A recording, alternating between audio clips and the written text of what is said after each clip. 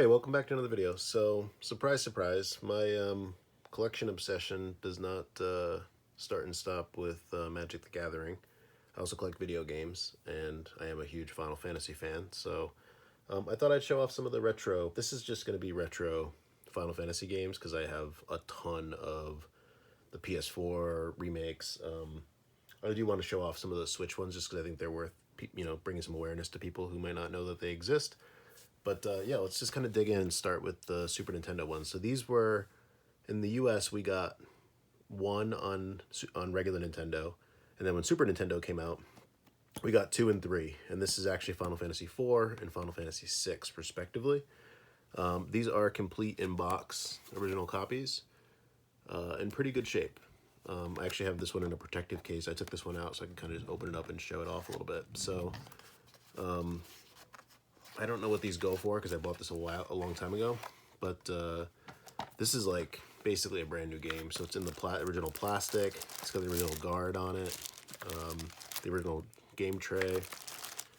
We've got all of our original paperwork that came with it, and these ads that are, pretty nostalgic if you were around back then.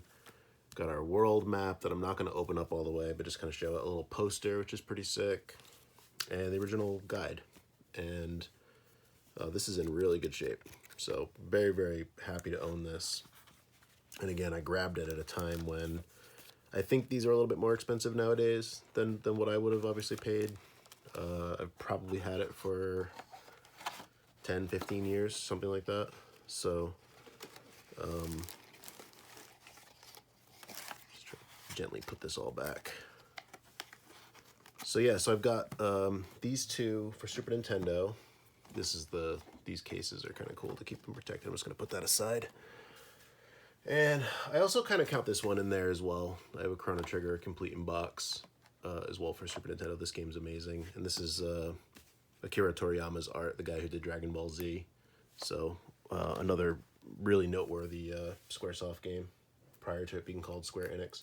So then cutting over to PS1 era, this was kind of the golden era for Final Fantasy. So I have a lot of sealed copies. One of the reasons why is like on PlayStation 1, I mostly played Final Fantasy 7, and then I went back and kind of bought copies. I was trying to do an entire sealed collection because that's just the kind of crazy person that I am. So this is Final Fantasy 1 and 2. This is Final Fantasy 4 and Chrono Trigger. Now 4 is actually Final Fantasy 2 on Super Nintendo. Some people consider these to be some of the worst versions of this game, of these games rather. This is Final Fantasy 5 and 6. I have 2 sealed copies of that. The infamous Final Fantasy 7 Black Label Edition. This is not the misprinted one. I don't think there was one that had a misprint where like the eye was like misaligned, but I unfortunately don't have that one. But yeah, this is the OG copy with 3 discs. We've got the iconic Sephiroth art back here. Very cool. They really flubbed that up in Rebirth, in my opinion, but probably a hot take. Final Fantasy 8, Final Fantasy 9, which I'm currently replaying, and a sealed copy of Final Fantasy 9. And then finally, Final Fantasy Tactics, which is also an epic game. So that's the PS1 collection.